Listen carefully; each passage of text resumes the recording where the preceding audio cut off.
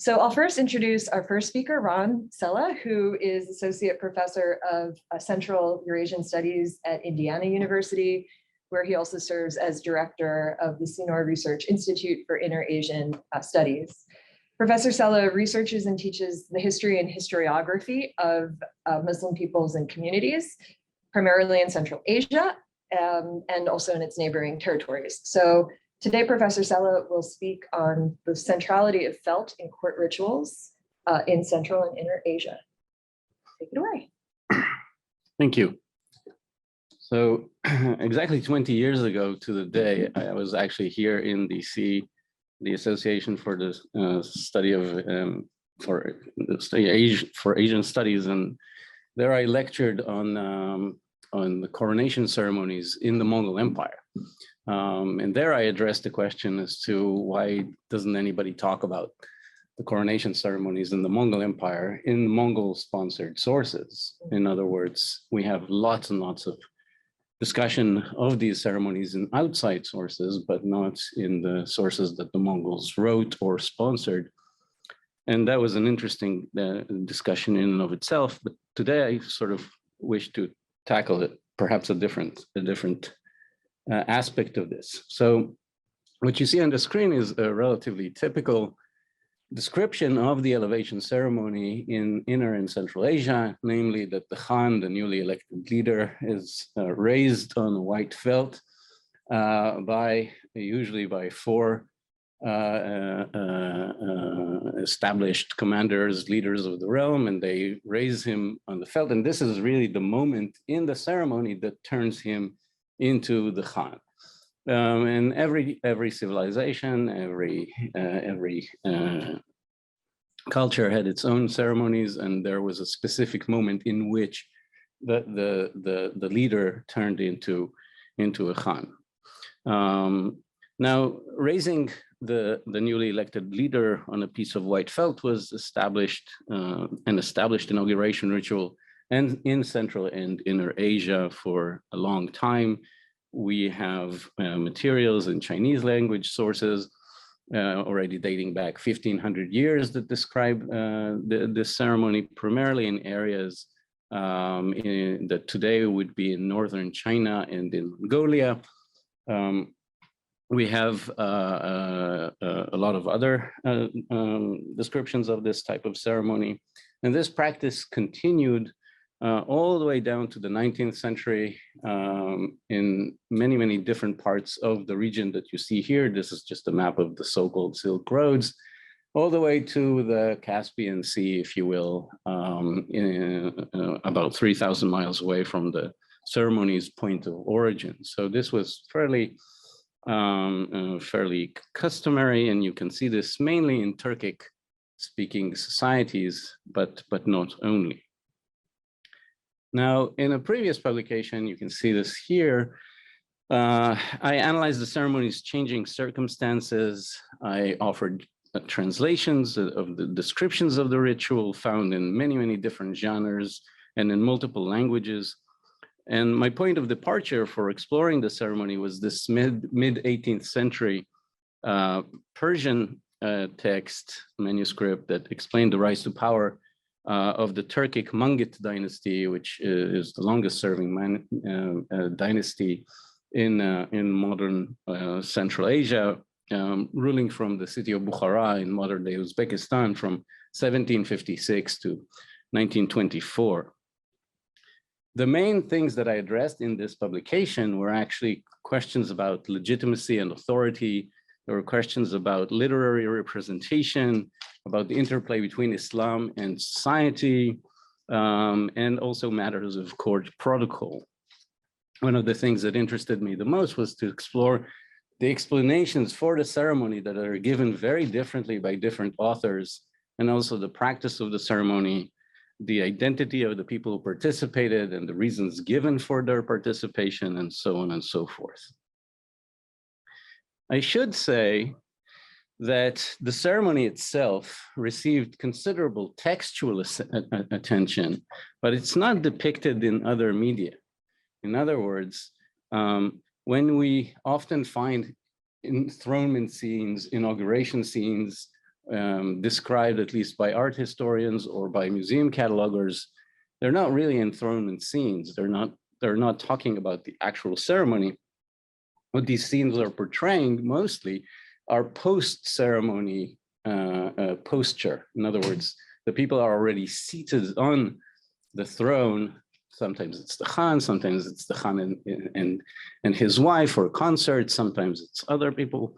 But that's an interesting aspect that is rarely talked about. This is actually, these are not descriptions of the ceremony and the procedure. This is basically what happens afterwards. It's the result. The closest we come to the ceremony's portrayal, perhaps, maybe in this curious painting of Muhammad and the Black Stone, where Muhammad is raising the black stone to its position in the Kaaba, and the corners of the carpet or whatever this material is. I spoke about it somewhere else, but we can return to this later. But representatives of the four most important tribes of the realm, and this goes back to stories in At-Tabari, and this goes back to the way Rashid ad-Din interprets the stories in At-Tabari in the early 14th century. And it's an interesting thing in and of itself, but we'll get to it.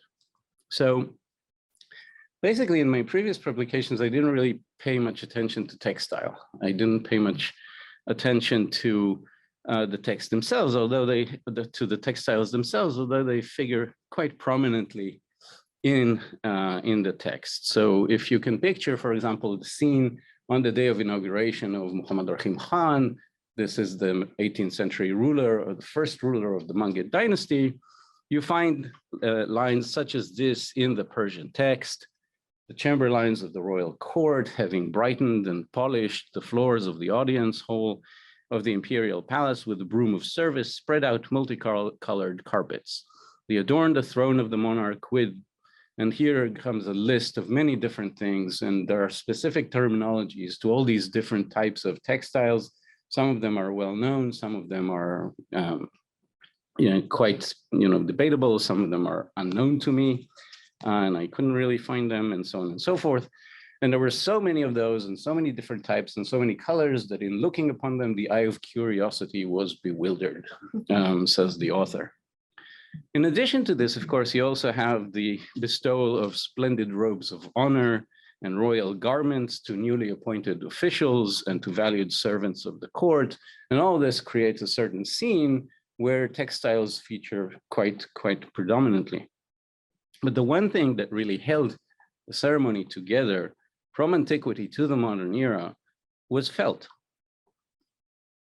Now, despite the availability of so many other much swankier materials that we can see or also in the previous slide, right? Silk and brocade and all sorts of embroidered this and embroidered that. I'm being technical here. Felt remained constant through the ages, right? So felt typically made by rolling and pressing sheep wool and matting the non-woven fabric with heat or moisture or pressure was both ordinary and extraordinary. So on the mundane side, felt was the primary material of nomadic societies and continued to be important also after nomads had settled in or conquered sedentary areas.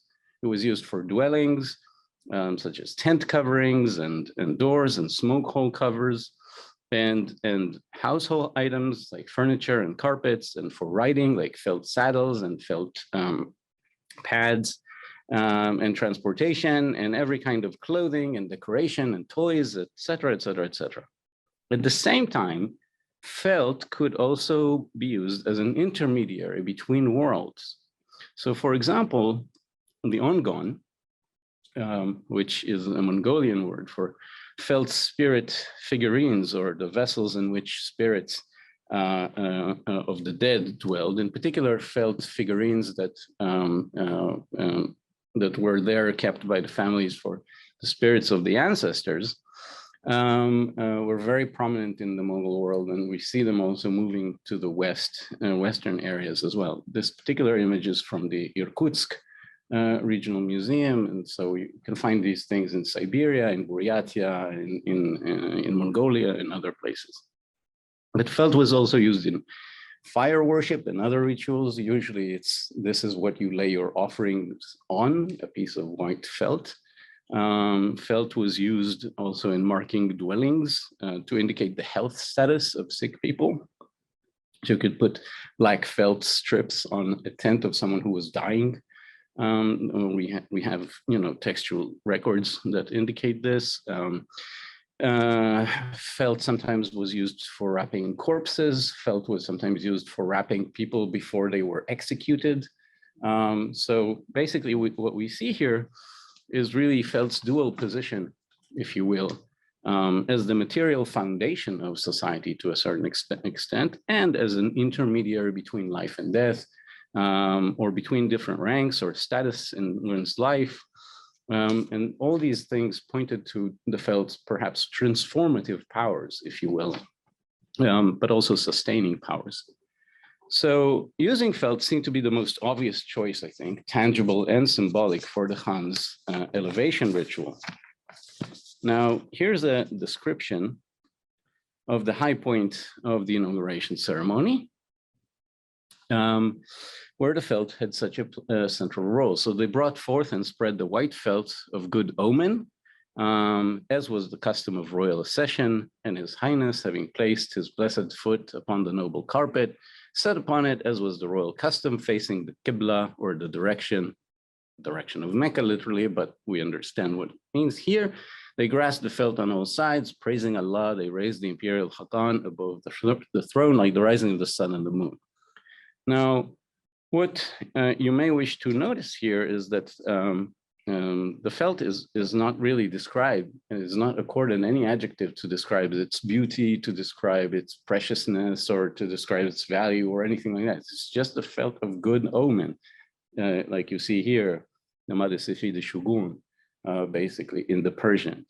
So it's noble, it's sharaf, but it has no, So despite the constancy in its use, felt too had to acquiesce to changing environments. As Turkic peoples wandered or made their way to the West, they gradually also converted to Islam. It is no surprise, perhaps, that the ceremony itself would also become Islamized. And you saw glimpses of this here when we speak about the Qibla, when we speak about praising Allah, and so on and so forth.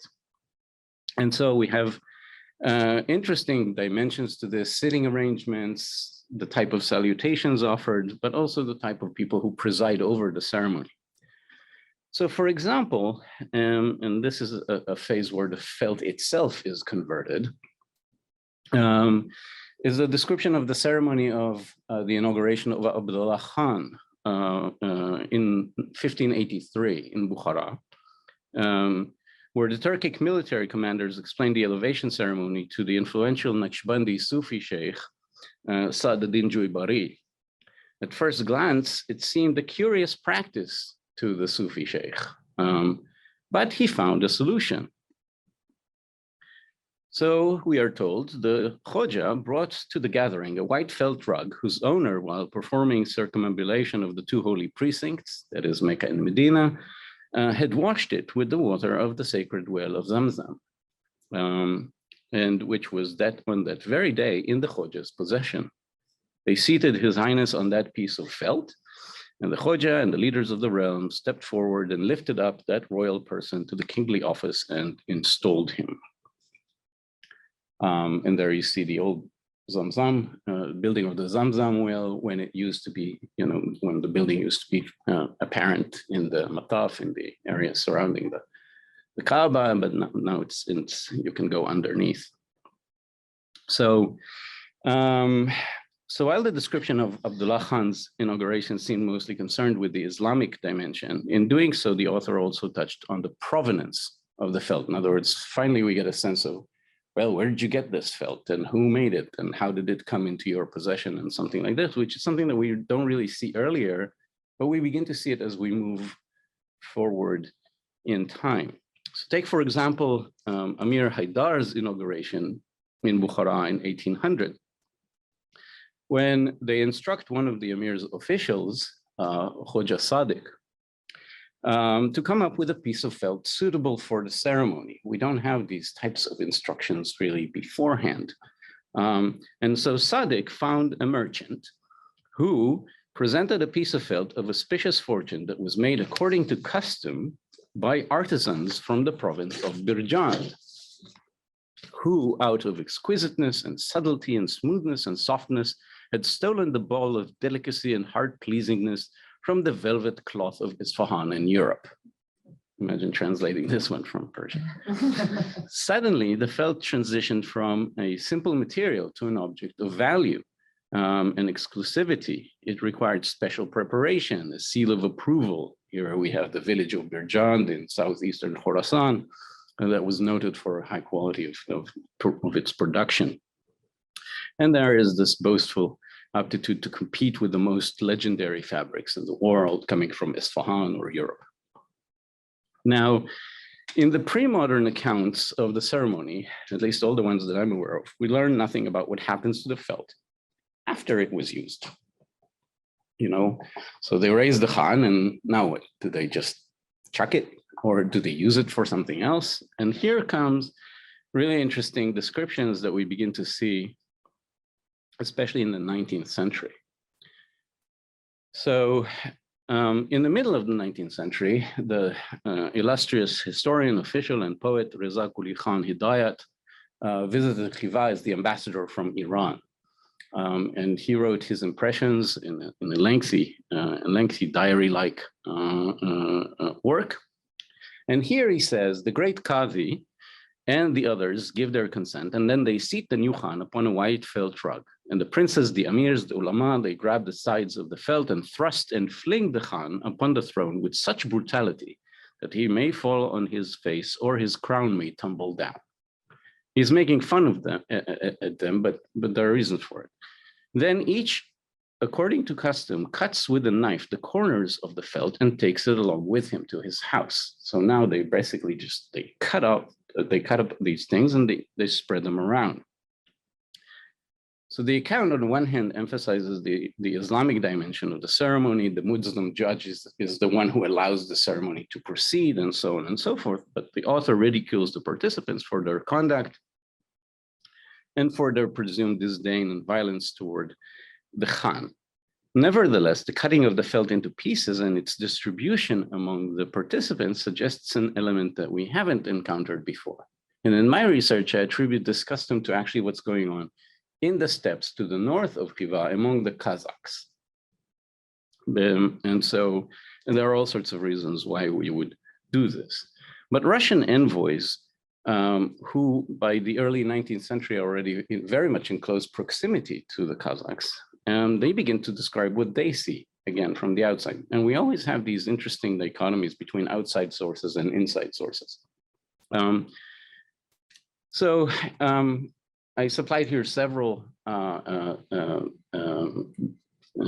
examples of this. This one is one of the noted explorers of Siberia, Grigor Spassky, who basically says how the Kazakhs tear into small pieces the felt and then divide it amongst themselves. Alexei Levshin, who was one of the founders of the Russian Geographical Society. All these are accounts from as early as the beginning of the 19th century until more or less the middle or the 1860s, sorry. So Levshin says that at the end of the ceremony, the participants turn into small pieces the felt, which served as a throne, and sometimes even the Khan's own clothes. And they tear it up and they divide it among themselves. He suggests as a souvenir that they were participants in the election. Alexander Gaines, who is actually a soldier, he makes also this kind of note that the felt on which the Khan was sitting quickly disappeared, torn into small pieces, as each of the participants were trying to get a piece, however insignificant, to take home, to serve as evidence of his own share in the Khan's election. Again, I think that there are many ways to look at this, and I don't really have time to discuss this. One thing that came up in some conversations was perhaps a comparison with, let's say, the Kiswa or the curtains of the Kaaba and what happens to them. Of course, the Saudi government swears that it keeps all of them in storage. You can find bits and pieces of them on, on eBay or in auctions all over the net. Whether they are real or not is a different story, but I think that maybe we can play with this comparison. So we began this paper by underscoring the felt's dual nature, right? A simple everyday material that also held colossal transformative powers. Remarkably, even the practice of cutting up the felt after its use did not really destroy its purpose.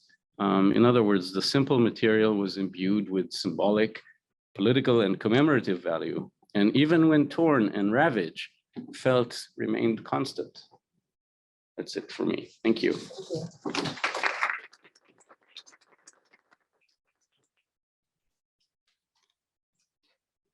So thank you, Ron. And we will go to our next speaker, who is Eiren Shea. Eiren is, Professor Shea is an assistant professor of art history at Grinnell College, where she offers classes on the arts of pre-modern Asia. Her research interests include the arts and visual cultures of East Asia from the 10th to 16th century, Asian textiles, and pre-modern cultural exchange. So her talk today is Women's Dress and Identity in the Mongol Empire. So Professor Shea, please take it away. Thank you. I will try to find my PowerPoint and then we can, here we are. No problem. I've used the computer before. Oh, God. Oh no. Is this okay? Yeah, okay. Thank you so much for having me today. Today, I will talk about Mongol imperial women's dress and its impact across Eurasia. So something I'm interested in is the question of how widespread this type of dress was during the 13th and 14th centuries. And it's come to bother me a bit, the tendency while discussing Mongol dress to show images from totally different parts of the empire as if they are interchangeable. For instance, when talking about the Golden Horde, sorry, should be this one. When talking about the Golden Horde, right? So we're up there in the north, showing images from China, from Yuan China or Ilkhanid Iran. So the questions I will be engaging with today include, was Mongol court dress as similar across the empire as we believe? What is the evidence for how widespread it was? And were there regional differences in dress or differences in material? I have argued elsewhere for the existence of a pan-Mongol court dress, recognizable across Asia and even to a certain extent into the Mediterranean in the 13th and 14th centuries. Mongol court dress was certainly a dress of power, and comparisons between Ilkhanid manuscript paintings, Yuan tomb murals, which we see here, Yuan imperial portraits, and excavated materials show a standard repertoire of clothing types, namely for women, the tall bokta crown and a wide court robe. The bokta was the signature headgear of Mongol married women. Made of a birch bark interior covered in cloth and adorned with precious materials such as stones, beads, and feathers, the bokta was commented on at length by visitors to the Mongol courts and was an essential feature of Mongol women's court dress. In paintings from the Yuan and the Ilkhanate, the robe and the bokta are almost exclusively depicted in red, while the excavated material, mostly from the area of the Yuan dynasty, preserves gold woven variations of the robe and the bokta. With this basic background in mind, I would like to delve a bit deeper into the material record in three parts of the Mongol Empire: the Yuan, the Ilkhanate, and the Golden Horde, paying special attention to some of the archaeological material from the Golden Horde, since this part of the empire generally gets neglected in English studies of the Mongol Empire. I'm not going to be discussing the Chagatai Khanate today because I have not had the opportunity to investigate the archaeological records of that area. So hopefully in the future, there will be something. Although the Yuan, Ilkhanate, and Golden Horde and Chagatai Khanate were technically parts of the Mongol Empire, they were in fact autonomous entities. Indeed, the Golden Horde and Chagatai Khanate did not have good relations with the Ilkhanate and the Yuan, and it makes sense to look at these regions comparatively, but within their own contexts. We don't have a lot of time today, so this will be more of an introduction or survey of the material. But I still hope that we will be able to shed some light on the question of pan-Mongol trends in dress and material and local variations. Okay, China. So the territory of the Yuan dynasty, which is in present day China and Mongolia, is that right? Mongolia would be up there in the blank white spot. Can someone tell the speaker to show her slides? You're not screen sharing. Oh, you haven't seen any of the slides? I'm sorry. There have been 9 so far. We haven't seen any. Can you go back to the beginning, please? You're screen sharing. It says I'm screen sharing. What? Try maybe cancel the screen share. They said that they can't see them. New share? I don't know what happened.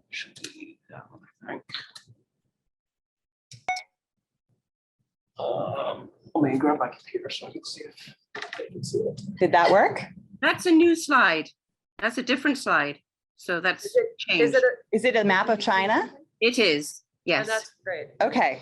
Thank you. Well, Thank you. all right. Well, I'll quickly show you what I showed everyone else. I'm very sorry, everyone. We didn't realize that no one could see anything. And I'll just keep talking and then we'll catch up. So here's the Mongol Empire, right? This is so the Ilkhanate and the Yuan, very far apart, yet interchangeable. Here are some tomb murals and a manuscript painting. I'm sorry, Zoom audience. Excavated material, buktas, more buktas. Don't worry, you'll see more of these. Tomb painting and an imperial commission painting. More evidence from the Yuan context of gold woven robes and bukta. And here we are. Again, apologies to the Zoom audience. I didn't realize you couldn't see anything. So the territory of the Yuan dynasty in present day China and Mongolia provides some of the most robust evidence for dress, thanks to the continuation of Chinese style burial practices. Wealthy families would bury their dead in painted tombs with a variety of burial goods. I've so far counted 62 tombs that have been excavated from the Yuan period that preserve either textiles or paintings of dress or both, although that's quite rare. I am still in the process of evaluating this corpus, but I can give some generalized comments about these tombs today. These tombs are found all over North China and Mongolia, including the provinces of Hebei, Inner Mongolia, Shandong, Shanxi, and Shanxi. So if you're looking at the north, it's a lot of those provinces. The occupants of these painted tombs, while dressed in the style of the Mongol court, were not ethnically Mongol. And by that, I mean descendant from one of the initial groups originating in present-day Mongolia and confederated by Chinggis Khan in 1206, but in fact, Northern Chinese. The tombs of Mongols themselves are found in Mongolia, but the funerary customs of the Mongols were different from the Northern Chinese. They didn't have painted tombs. Mongol graves are cave burials rather than specially constructed tombs. And while people were buried with grave goods, only a few burials from the period of the Mongol Empire, 13th and 14th century, have been found with textiles in them. As cave burials were not tombs specifically constructed for burial, they were not painted either. So we have a situation in the Yuan territories where the vast majority of evidence for Mongol dress is preserved in the tombs of people who were not in fact Mongol, but dressed as Mongols, at least in the funerary context. This assumption of a sartorial Mongol identity was clearly important as it was memorialized in death, which is a significant indicator of the power of identifying with the Mongols, so the ruling group at the time. In fact, it marks a departure from previous dynasties when the clothing of power in the Chinese cultural sphere was that of the Chinese court. The Khitan Liao and the Jurchen Jin, for instance, two non-Chinese groups that ruled over substantial portions of North China between the 10th and 13th centuries, made use of Chinese court dress to help legitimize their own claims to power, something evidently not deemed necessary during the Mongol period. It's a pretty radical shift. As far as elite women's dress goes, the bukta and wide court robe are represented in painted and archaeological evidence. In occupant paintings, such as the ones you see here, we also find women wearing a short sleeve robe or jacket over a long sleeve robe. So the woman on the right side, which is actually a much more commonly depicted style of dress in these occupant portraits than the Mongol court robe, and represents a more quotidian style of Northern Yuan dress. But to return to the court robes, as I mentioned earlier, the painted versions of women's court dress show the robe and bukta consistently in red, which corresponds with imperial portraits of Yuan empresses as well. Here we see Chabi, consort of Kublai.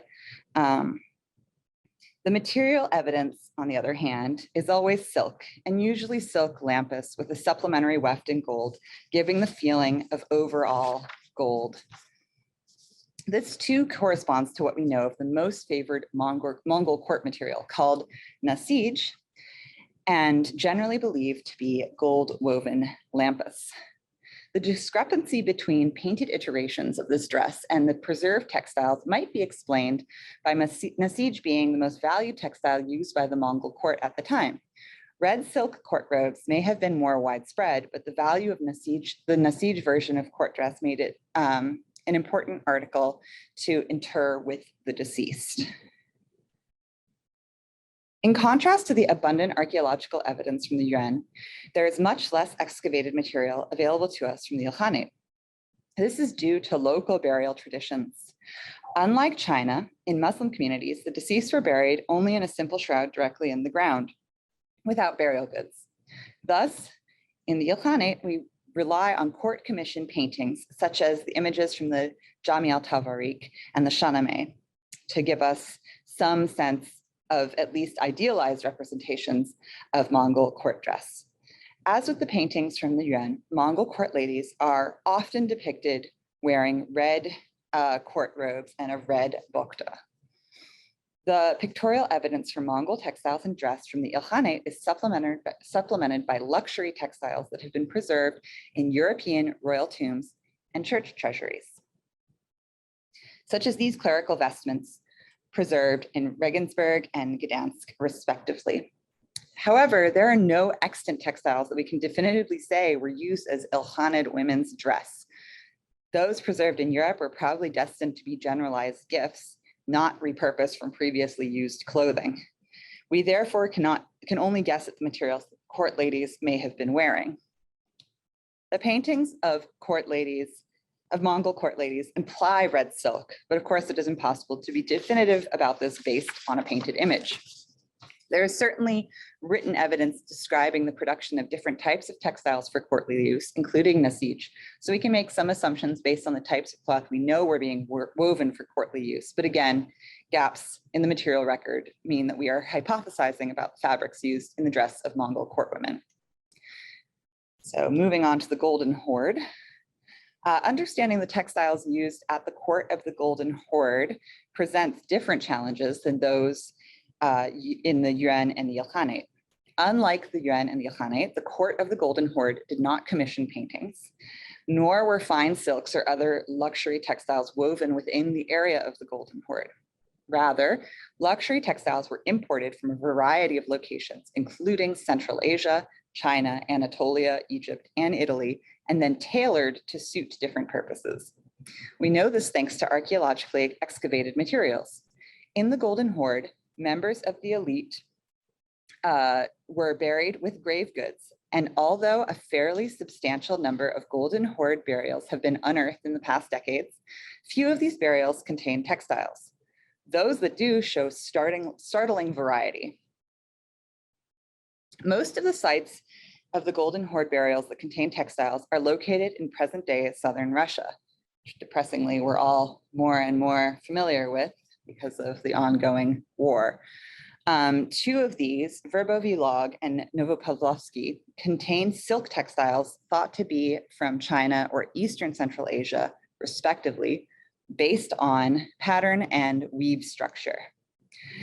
To the east of these finds, a burial from the Kalmyk steppe north of the Caspian Sea, called the Cemetery of Guva II, contained boot covers or trousers fashioned from richly embroidered silks with Christian imagery, which had probably originally served an ecclesiastical purpose and was potentially Byzantine in origin.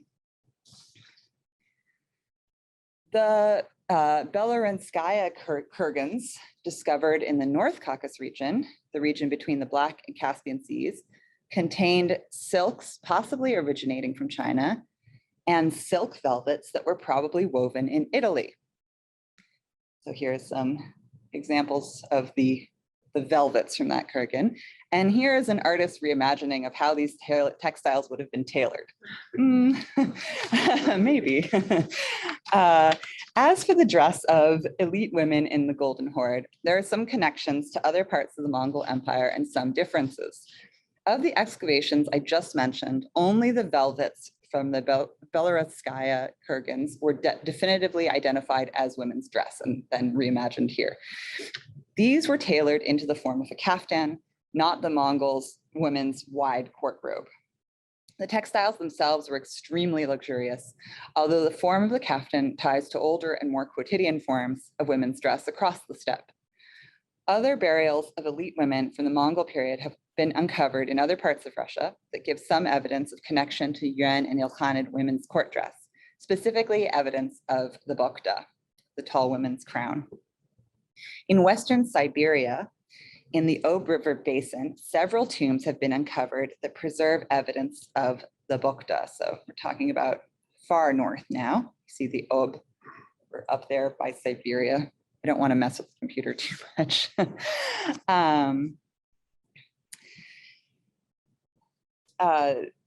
Namely the cemetery of Krokhaleva 5 in the northern part of the northern Ob Basin, and the Telyut Vazvov 1 cemetery located in the southern part of Western Siberia in the Pavlovsk district of the Altai territory.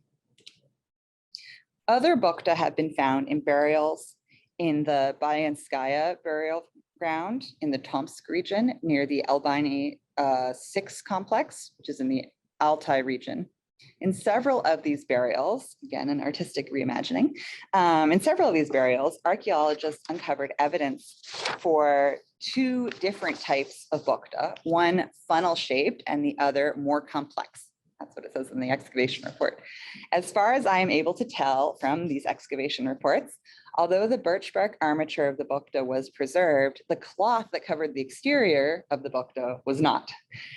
So archaeologists speculate that they may have been covered with silk, citing examples of bokda from other parts of the Mongol Empire. So we're back to this idea of interchangeable Mongol dress. So this was just an introduction, and I'm really at the beginning of this project. And I hope that the material that I have presented today has shown some of the similarities and the diversity present in women's court dress or elite dress of the Mongol Empire. Obviously, again, I'm still at the beginning stages of this project, and the archaeological material from the Yuan and the Golden Horde needs to be organized and analyzed in further detail before any real conclusions can be reached. And so I'm in the midst of doing that now. But from the evidence we have looked at today, we can see that the bokda was at least extremely widespread, if nothing else. I hope that through more in-depth analysis of the material, I will be able to tease out some of the differences in how elite women in different parts of the Mongol Empire identified with the idea of Mongol imperial identity. Was this something significant for these women? Was it something they even thought about? Was sartorial code switching, which seems to have been practiced in the Yuan, at least among the northern Chinese population, practiced in other parts of the empire? I'll leave us with these questions and I'll look forward to our discussion. Thank you very much. And our last speaker this morning is Mika Natif. Over. Professor Natif is Associate Professor of Art History here at the George Washington University. She is a specialist in Islamic art, and her work focuses on intercultural exchanges and global connections that Muslim societies forged with European sphere during the pre-modern period. Her talk today is Hamida Banu's new headgear and royal female identities at the court of Emperor Akbar in Mughal India. And we are getting— Thank you, everyone, for your patience with our technical issues. And my presentation this morning is very much work in progress. So it forms part of a chapter in my new book on the magnificent Hamida Banu Begum, and I welcome suggestions, comments, and any kind of thoughts. Mughal India is known for its numerous luxuries, richness, taste in art, architecture, and textiles. In the context of art and empire, much scholarly attention has been focused on the male body and male attire, linking royal physique and fashion to the authority of the emperor and his inventive imagination and creativity. And here I would like to just mention a few scholars such as Ruby Lal, Rosalind Oholon, Alianu Shahar, and more recently, Sylvia Hotling. In this presentation, I would like to shift focus to royal female attire and link specific headdress to the authority of Hamida Banu Begum. Born in Khorasan around 1527 and died in Agra in 1604, she was one of the wives of the second Mughal Emperor Humayun and the mother of his heir and successor, the famous Emperor Akbar. Her particular conical headdress can be related to female identities at Akbar's courts, and it was donned by the Central Asian Turko-Mongol Timurid royal ladies. While official Mughal court historians mention Humayun's and Akbar's contributions to new sartorial fashion, textual evidence for the existence or invention of this female headgear are lacking.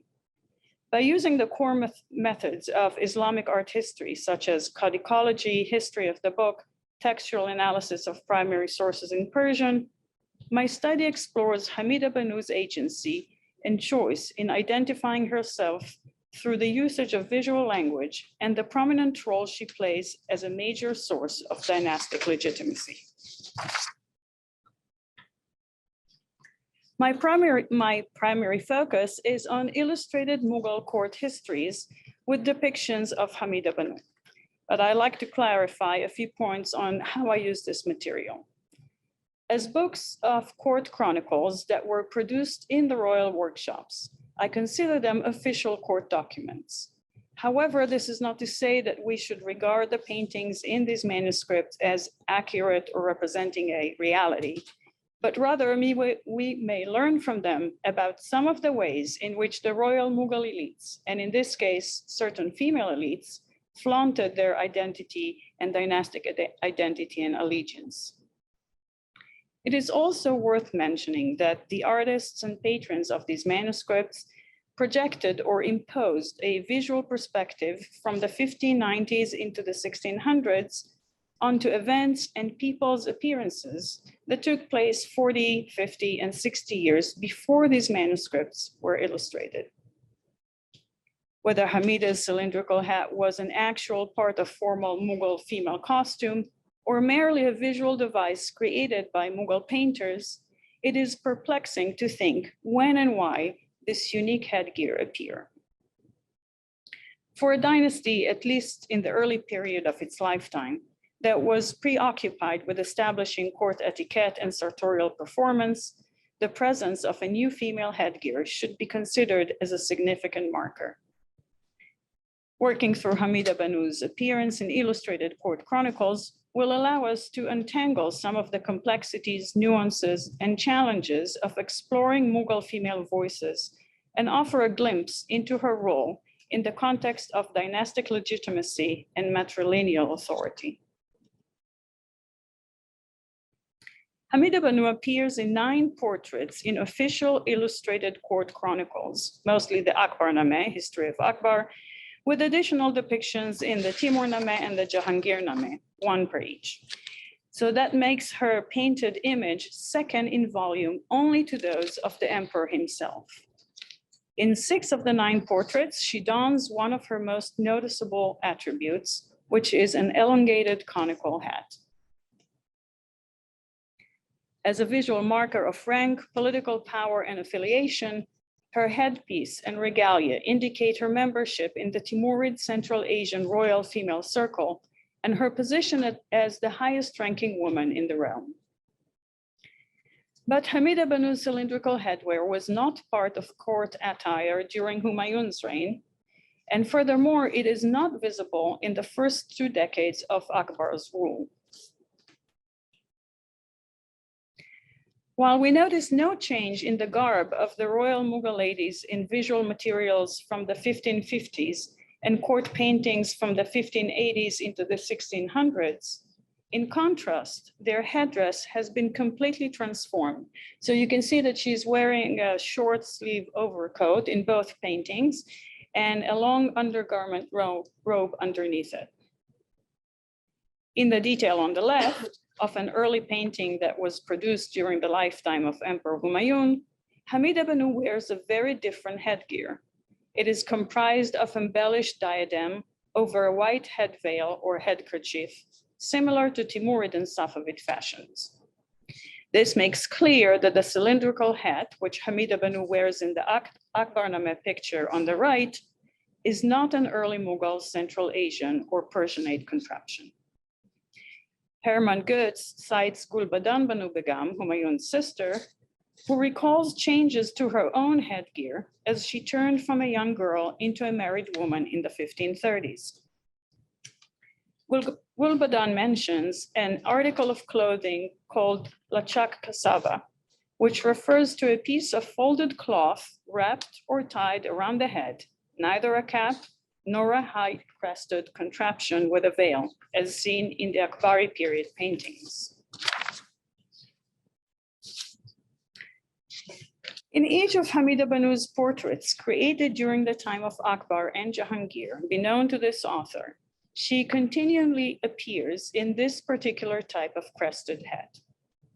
The only exception is when Hamida Banu portrayed giving birth to baby Akbar, as represented in 2 illustrations from the Akbarnameh and the Timurnameh. Modern scholars have identified her headdress as a Turko-Mongol headpiece, oftentimes calling it Chagatai or Turkic hat. However, no such term appears in Mughal or other primary sources, as far as I know. When one attempts to find such a Turkic wardrobe article in either Mongol, Timurid, Eastern Chagatai Khanet, the Shaibanid, or even Indian paintings, historical sources, or archaeological excavations, one should prepare to be greatly disappointed. I have seen nothing. If you know, please inform me. Visual evidence for this particular and peculiar headdress with which Hamida Banu is constantly depicted comes solely from the Mughal courts, and more specifically from Akbar's India. Some scholars have raised the possibility that the change in royal female headwear, which signals a socio-political shift, was linked to Humayun's invention of the Taji-Izat, his special headgear that you could see him on the right, and his reform in court etiquette.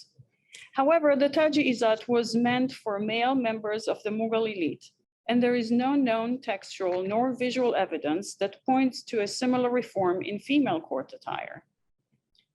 Although male and female garments were very similar, no female figure has been depicted with the Taji-Izat on her head. The earliest concrete proof of such female cylindrical hat appears in illustrated manuscripts linked to or produced at Akbar's workshops in the 1580s. This illustration from the 1588 Divan of Anvari shows in the foreground a female dancer fluttering her arms and wearing an ornate red conical headgear, embellished with a black agate plume and a string of pearls. The dancer's hat sits almost vertically on her head, and it ends with a triangular tip, which is a bit different from Hamida Banu's cylindrical headgear. Moreover, the dancer belongs to a category of court entertainers and thus adheres to different dress code standards than the ones pertinent to elite royal ladies.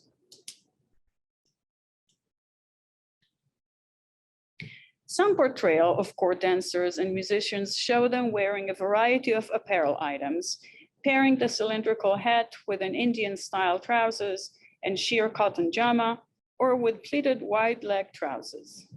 Such a mixture of dress idioms diverges from the Akbarname illustrations of Hamida Banu and the elite Mughal women, who constantly don the tall hat with Central Asian long robes as markers of their cultural affiliation. And you can see in this particular illustration, the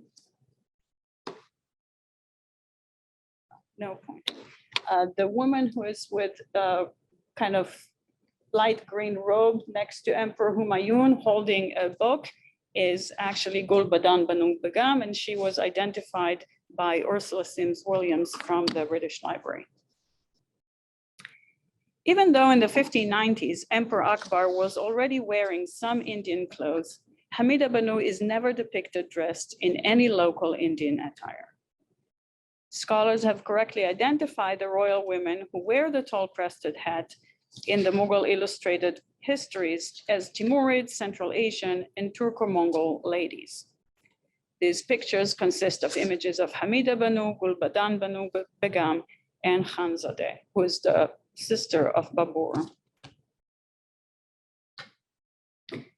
Other high-ranking Mughal women who can also be recognized as Timurid Central Asian are depicted with the same cylindrical hat, such as the cohort of Akbar's devoted wet nurses, Anagas. And here we can see Mahim Anaga, Gigi, Bicha Begum, Begu, and Banu Aura. Therefore, the conical headdress serves as a distinguished identifying feature. According to Goetz, the Turkish ladies, as he calls the Central Asian women of the Mughal court during Akbar's time, kept their traditional sartorial fashion throughout their lifetime. And I quote, "They remained true to the customs of their mothers until the day they died," end of quote. While Goetz's observation about the identity of the royal Mughal ladies is in accordance with pictorial evidence found in Akbari illustrated court chronicles, it is impossible to find confirmation of the tall headdress anywhere before that time. In an illustration to the Timurid Zafarnameh, Book of Victory, from the 1435-36, the image of Sarai Mulk Khanum, Timur's chief wife, appears wearing a long white handkerchief tied with a dark diadem. Depictions of Safavid women from the middle of the 1500s to the late 1500s show them wearing a diadem and a long handkerchief, or their hair is collected into a bonnet, like a hair bun, covered by a folded cloth that created the shape of a small cone. By contrast, Hamida Banu's Mughal crested tall hat allows her hair to fall loose along the neck and shoulders. Therefore, one may consider the so-called Turkic or Chagatai headgear as a new Mughal invention that could have been inspired by something other than Timurid or Safavid costumes. And I think we've seen this image before today. Although different in form, Hamida Banu's cylindrical hat may or may not have any rapport with the Mongol bokta. Considered by Eiren Shea, as we heard earlier this morning, as a hallmark of 13th and 14th century Mongol women's dress, the bokta headgear is comprised of a cap with a long cylindrical column that widens at the top. And this noticeable headdress was worn by noble Mongol women from whom the Mughals claimed descent through Babur's Chingizid mother, Kutluk Nigar Khanum Chagatai. In the 15th century, Timurid wives of Mongol origin wore the bokta at official events, and we learned from the testimony of the Spanish ambassador, Ruy González de Clavijo, upon his visit to Timur in 1404, seeing this kind of parade of long, elongated headgears. According to Thomas Olson, the vertical elongated female headdress became a permanent cultural trait, he says, for people of the steppes, lasting until the 20th century. So is it possible that the elite Mughal women, or perhaps Hamida Banu herself, conceived the Mughal tall headdress with some degree of connection to the Mongol Bokta. After all, Chabi, Kubilai Khan's wife, is also credited with designing a new article of clothing for the emperor and his elite. And Hamida Banu's husband, Emperor Humayun, invented the Taji-Izat. A partial answer to this question may come from a Mughal illustration to a Mongol Ilkhanid historical text. The painting was part of the Mughal addition to a 14th century Mongol manuscript of the Jami al-Tawrikh by Rashid ad-Din. And in the portrayal of Hulagu Khan's daughters, the Mongol princesses don a unique hat. It combines the short conical headgear, similar to Hamida Banu's crested headpiece, with a tall shafted-like ornament of gold and feathers, like the Mongol Bokta. Using what Schmitz and Desai call a historicizing style, the Mughal artists created a composite headpiece that coalesces Mongol and Mughal elements into a single amalgam. The Mughals were deliberate about the symbolic meaning of their apparel choices. Hamida Banu's headgear distinguishes her feminine visual persona from Indian women and other non-Central Asian females at the court.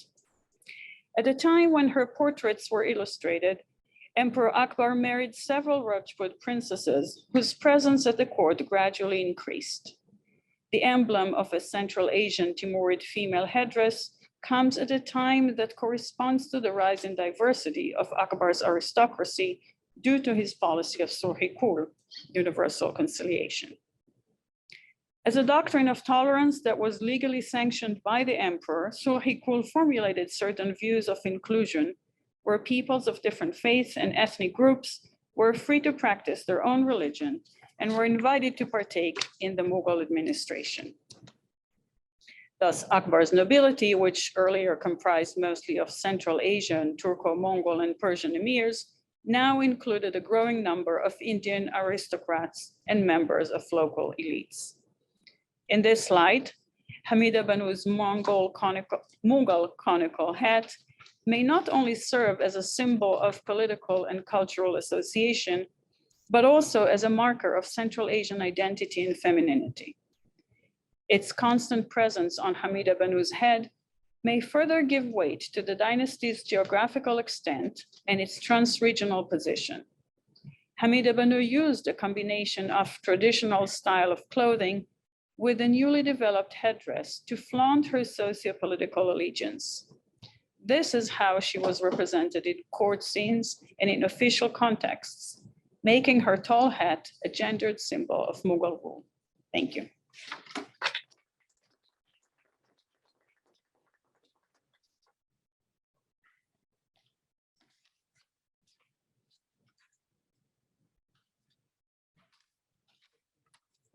So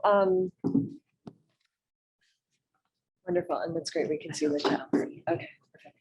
So thank you to all three speakers today. I want to make just as a general comment that I think we'll probably repeat through today, that I find it really fascinating the different kinds of evidence that came out in these three papers. We had textual sources, we had historiographic and ethnographic materials, we had archaeological remains, we had manuscript paintings and visual comparatives, tomb paintings. And I think that all of us who work on textiles are accustomed to sort of navigating these different categories of evidence and finding that they align or don't align, as the case may be. So what I'm going to just do in the interest of time, because we will be ending this conversation and this panel at 11:20. I want to dive into maybe a question about a challenge that I myself face in my work, which is this issue of identifying the origins of certain dress practices and ceremonial habits, and trying to understand where textiles come from, where certain practices come from. Is this like very important baseline for understanding these cultural flows between and interactions between different groups according to trade or warfare, diplomacy, travel, and so on. And just how this came out for me in the different papers, in Professor Natif's paper, for example, we saw the role that an individual can play in introducing specific dress practices to new contexts. In Professor Shea's paper, we probed whether women in many different geographic locations across Central and East Asia adapted and translated concepts of Mongol dress into local idioms. This is what she called the sartorial code switching, which I thought was a really great question for us to think about today. And Professor Sela explored the sources of different ceremonial traditions and this really intriguing comment that as we get closer to the modern era, provenance becomes more important. And I found that really fascinating. So I find this really interesting. At the same time, we have origin sources or thinking about sources. And at the same time, I find textiles to be very fascinating because they are mobile, because they're transportable. And I find this is a tension that I grapple with regularly in trying to understand origins of techniques and practices and the circularity. And so I'd love to hear the speakers sort of talk themselves about how they think about this tension of origins and circulation. And again, in my case with Byzantine textiles, it's very hard to even identify what is a Byzantine textile because they're showing up outside of Byzantium. How the textual sources connect to the actual objects is very unclear, right? So I find myself going in circles often in that tension. And I leave the floor open to you because I'm very curious your ways of grappling with this topic. Oh, okay. Okay. Yeah, no, that is a really good question. And it is something that is particularly challenging. I think I've just started looking at this golden cord material. Yeah. They're not producing their own silks and things, but they are importing them from all over the place. And for those people who study textiles, we know the problems inherent in trying to determine geographic origin based on just pattern and weave structure. Yes, exactly. I mean, that's in many periods, but especially the Mongol period where you have these artisans that are being uprooted and resettled in over very, very long distances. So you have, I guess the problem, the way I grapple with it is I'm trying to see if there is a way of determining kind of local interpretations of sort of broader pan-Mongol tradition. And I mean, yeah, it's the movement of the textiles themselves, the movement of the people who are weaving the textiles. What does it mean to be local in the Mongol context? Yes. But at the same time, I don't think that we can just keep putting up willy-nilly images of the Ilkhanid court whenever we're talking about the golden court. I think that's pretty wild to me, actually. Yeah. We do this all the time. And so I don't have a solution. It's just something that I'm trying to figure out and trying to, at least by analyzing the material, or I hope to in this project I'm working on, analyzing the material and taking a look at what identity means in different contexts, maybe getting some clarity on it. But the more I dig, the more complex it becomes. I guess not surprisingly. And this is a really interesting problem, I think, from my perspective as a museum curator, because I'm very accustomed to wanting to attribute and wanting to find origins, and that's what the whole scholarship is kind of geared towards. But then, as you're saying, in a way, when we have archaeological context, or when you're showing, these textiles that are winding up in European church treasuries that have gone through multiple hands to get there, we begin to understand this exactly as you say, that the circularity is kind of part of the story here, very much. And it's not one that we can tell easily with just focusing on production origins, I guess is what I'm saying. Yeah.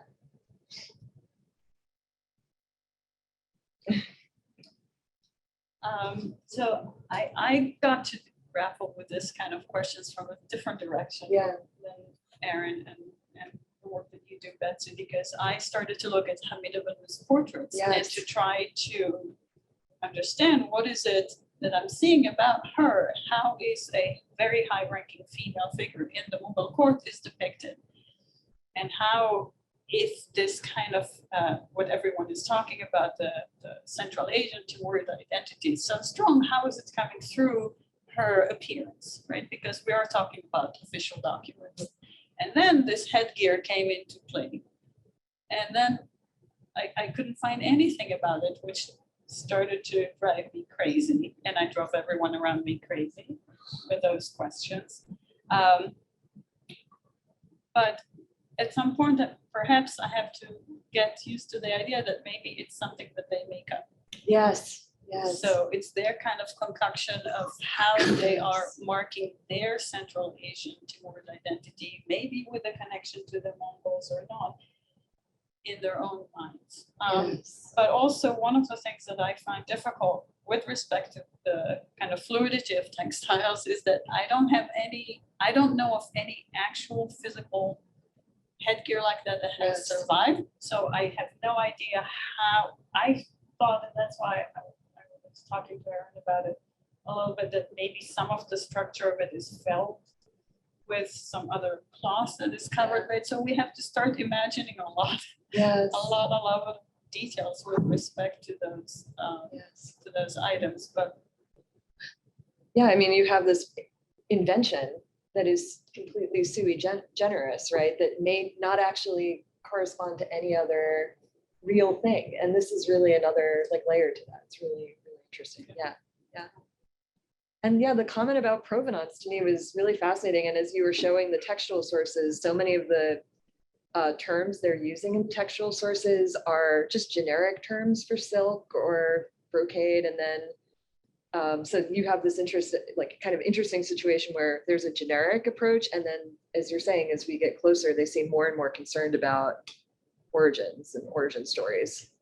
Well, I think the terminology that is being used is both generic, but also very localized sometimes, because they use, for example, different terms that are really attributed to place names. Yes. And so everybody in, let's say, 18th century Bukhara knew about this village in the vicinity of Shahrisabz where a certain production was made, and textiles were named after that particular place. Even though if you go, I don't know, 50 miles in direction, probably they never heard of it, maybe. Yeah.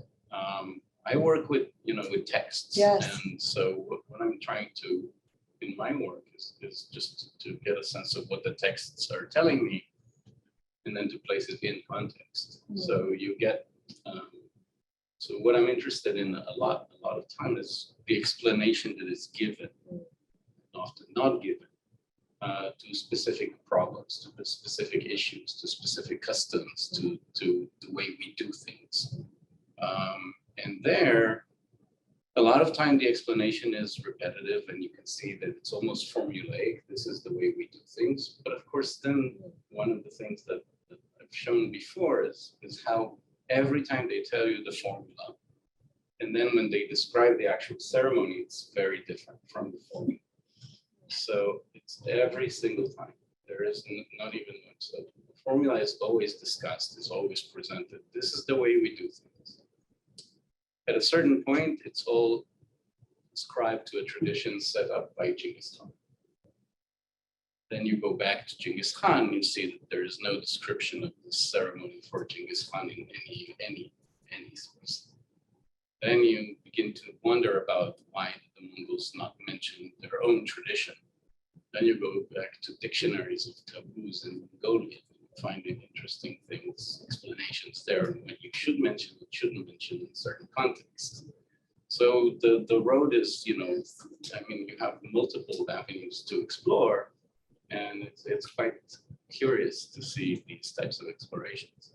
But when it goes from local to translocal, global, and so on and so forth, Tom Olsen, the first time we discussed this was actually at a lecture at Indiana University, which he called technician transfers, right, in the Mongol Empire, and how you basically commission somebody to do something, whether it's a text or a painting or a work of art or a clothing.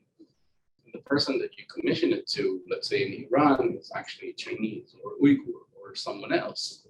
And they do things in a certain way that they're used to doing, but this is Iranian now. So you can find these plays practically all over. If you go to northern China, you have whole provinces that are administered by Muslims who are translocated there from Central Asia, And they, they put in place different practices that were not there before.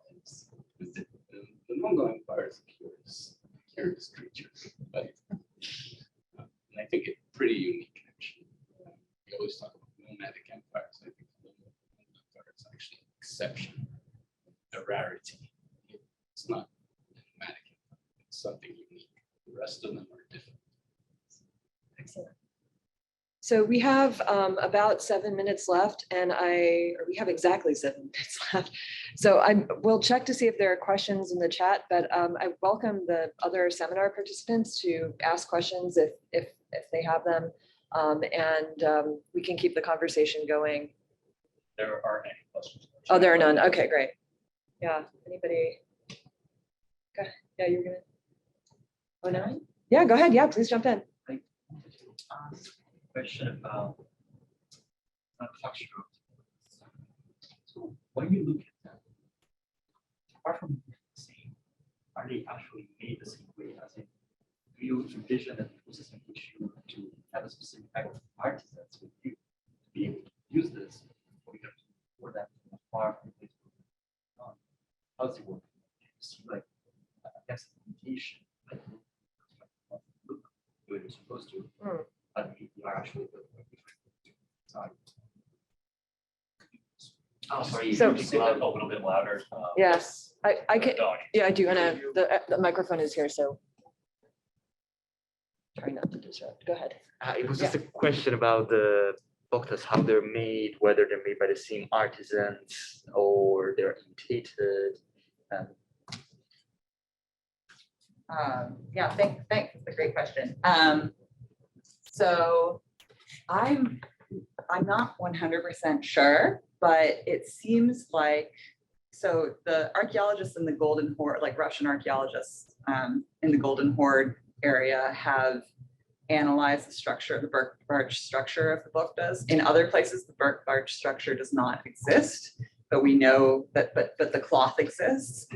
And so the issue is that there are different pieces of evidence from different places.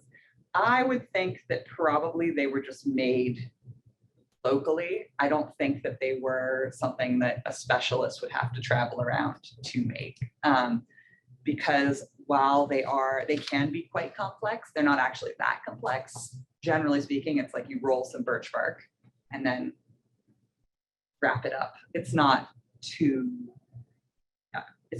difficult to make, I think. So, but there were different variations of it. And I'm not sure at this point if we can, again, pinpoint like, oh, in Siberia, in the area of Siberia, they were wearing these two types of boktas, whereas in Mongolia, they were wearing this other type. I don't know if we can get that specific yet, but I suspect that there were different variations, all kind of on the same theme of like a 2 foot tall, conical, and flared hat.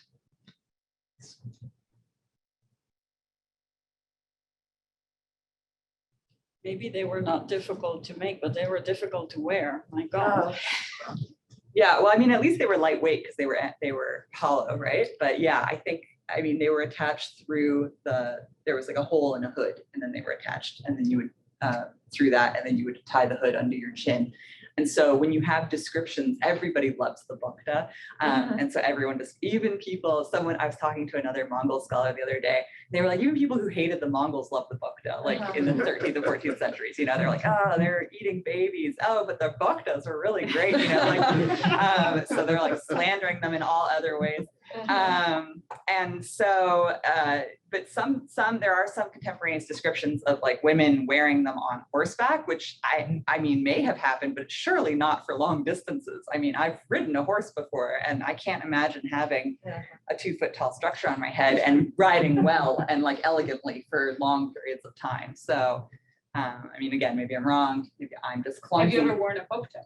I've never worn a bokta. I should probably make one. Yeah, I should. Okay, that's another project. I'll try to make one. Eiren, there a description by Clavijo about the women who had to enter a tent with a bokta, and first of all, they have to squat You down can squat down. because it doesn't go through the Right, door, that's right. and then it's also very much moving. So they have to have people holding the thing. It sounds so complicated. Yeah, and they had, I mean, the women also, because of those big court robes, they had, if they wanted to walk, rock, they had attendants who would help them with all the material. So they were not, the bokta and the court robe were not actually representative of the amount of physical freedom that Mongol women had in most contexts.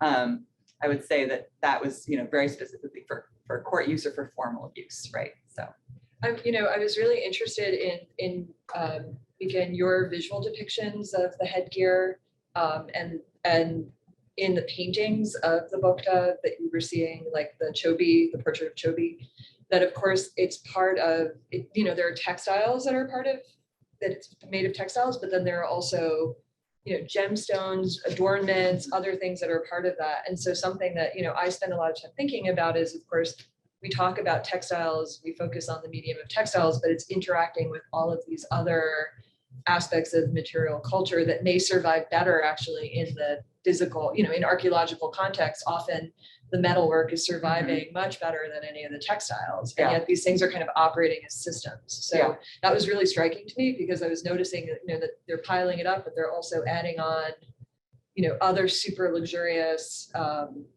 aspect, details in the garment. So yeah, it seems like in the conical head, at least, that they are they're embroidering gems and so precious stones and pearls, and gold and all kinds of things. So it really becomes an ornament on its own. Yes. So yeah, I don't know. And it was tied, and that ties to in your paper, Ron, you were talking about, and I copied it down because it was such an amazing description of the eye of curiosity was bewildered. And I thought that this was very much about overwhelming visual, like this kind of overwhelming visual splendor that, again, I keep coming back to this issue of origins and how that's our concern, but in a way their concern was it like super glam visual overload? And that was coming through. That was such a great like expression of that. So yeah. But I think the funny thing in Central Asia, but also in certain Mongol settings, the ceremony is actually quite intimate. In other words, this is not a ceremony, the elevation ceremony, for a wide audience. This is not a ceremony for, all the people are coming and beholding the Khan raised. In fact, it's a very private ceremony. In the Mongol Empire, ceremony that is first carried on only by members of the family. And then in the audience, there are select people who are usually, let's call them important tribal chieftains, important military commanders, people of the like. Even in Bukhara, in a ceremony such as I described, it was actually held inside the citadel in a coronation room that couldn't hold more than, I don't know, a few dozen people at the most. So it was quite intimate. Yeah. And so it was later, they broadcast it to a larger audience, but they just say, well, we now just did this. But the people actually watch it, there are very, very few throughout the Mongol Empire. Then it changes in the Mongol Empire as well for a variety of reasons, but it's actually quite a removed ceremony. It's not a spectacle for the public. It's a spectacle for the participants. And that's why it's not depicted. That's part of the reason why it's not depicted, but well, yeah, I mean, we don't talk about what happens in closed doors. Back in the day when I lectured about why is it not depicted, some person from the audience asked me, maybe it simply wasn't important. Yeah. And then my response was, when Genghis Khan died, and something that really shook all of Eurasia, the description of his death and the fact that he died in the secret history of the Mongols, for example, is basically half a sentence. So will you tell me that it's described this way because it's not important? No, because there are other reasons at play. Yeah, go ahead. Do we have time? We have it. Do we have time for maybe one more? It's 11:22. We don't. We don't. Okay, go ahead. But we'll let you. Go Sorry, ahead. I'll yell this into Yeah. the microphone. It's really just sort of a comment about materiality and also sort of our gap in sources. So something I've coped with, and it looks like I think really both Ron and Mika, is the Timurid gap. Yeah. The fact that so little survives or nothing survives. And I wonder about that in particular with the headgear. Yeah. But then the other, I mean, even though maybe it is sort of a depiction of a fantasy or something, but the other thing would be about felt. In particular, we do have these Timurid paintings that show people sitting on these brown felts. And I'm pretty sure that those are really special felts, probably made out of something like pashmina, right? So maybe there are levels here. And the fact that it's felt is also super important for the tearing ceremony, right? Because you can't tear most textiles, especially not silks, but you can tear felt because of the way it's made. So you don't have to have some kind of cutting up and distributing, but rather active participation in the yanking apart. And then the other last thing I was gonna say, and I will just a comment, I know I'm over, was just about the ability in all of these cases of textiles to transform, right? Whether you soak them in Zamzam water or you mold them into something, on something, and then add something to them. I mean, this is why we are talking about this kind of stuff also because they're somatic, right? They're reacting to the body. That's why we're here talking about textiles, you know, not ceramics, not even leatherwork, maybe, and I don't know. And so that's an opening to sort of pick this up in a minute or two. Yeah.